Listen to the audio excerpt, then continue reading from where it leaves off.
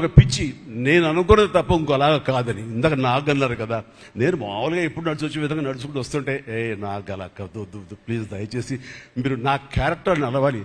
నీ క్యారెక్టర్ నడవాలంటే ఎలా నడవాలి తెలియదు, నాకు వచ్చిన నడకే ఇది అని చెప్పి ఇందాక ఇద్దరు అనుకుంటాం. నాకు తెలిసిన నడకే ఇది కాదండి, మీరు హీరోలా నడుస్తున్నారు, స్టైలిష్గా నడుస్తున్నారు.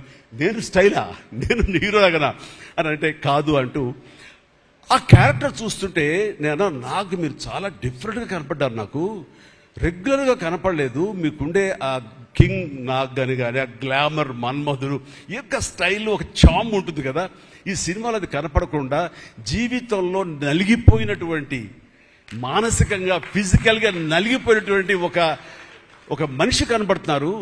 అది మీ క్యారెక్టర్.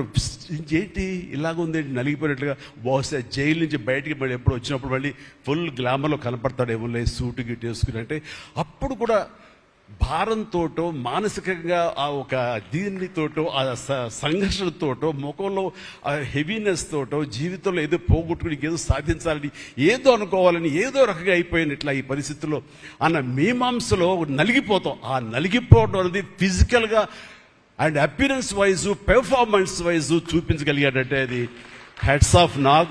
మీరు అన్నట్లుగా ఇది మీకు డిఫరెంట్, ఇంకో కోణం నుంచి మీకు హొరైజన్ మీకు ఓపెన్ అయ్యింది, ఇంకొక డోర్ ఓపెన్ అయ్యింది. తద్వారా బోల్డ్ అని ఫెంటాస్టిక్ క్యారెక్టర్స్ వస్తాయి. అండ్ మీరు అనుకున్నది ఉంటుంది, మీ లాంజివిటీ ఇంకా పెరుగుతుంది అనుకుంటాను. మీ దోవలో నేను కూడా మీకు సమంగా నేను వచ్చేస్తాను నేను అనుకుంటున్నాను. అంటే ప్రతిసారి నాకు అన్ని విషయాల్లో కూడా నాకు సోర్స్ ఆఫ్ ఇన్స్పిరేషన్ అనిపిస్తుంది. అది హెల్త్ కానివ్వండి, కంపోజ్డ్ బిహేవియర్ కానివ్వండి, ఒక ట్రాంక్విల్ ఆలోచనలు కానివ్వండి, స్థితప్రజ్ఞత కానివ్వండి, ఏం జరిగినా సరే అంటే నవ్వుకుంటూ సరదాగా ఉంటాం. ఇవన్నీ చూస్తుంటే నాకు ఎంత ప్రశాంతంగా ఉంటుంది, ఎంత మానసికంగా ఉంటుందని.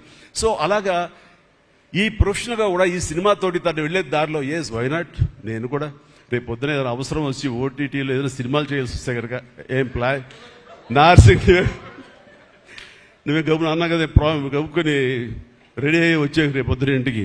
సో ఓటీటీలో ఏదో సినిమాలు చేయాల్సి వచ్చినా సరే, వెబ్ ఫిల్మ్ చేయాల్సి వచ్చినా సరే, దానికి కూడా మనం సమాయత్తం అవ్వాలి. దానికి నాకు ఈ రోజున నాకు తీసుకున్న నిర్ణయం నాకు కూడా ఒక ఇన్స్పిరేషన్ అనిపిస్తుంది. Sir well done. ఈ సినిమా ప్రతి ఒక్కరికి న్యాయం జరిగింది ఈ సినిమాలో.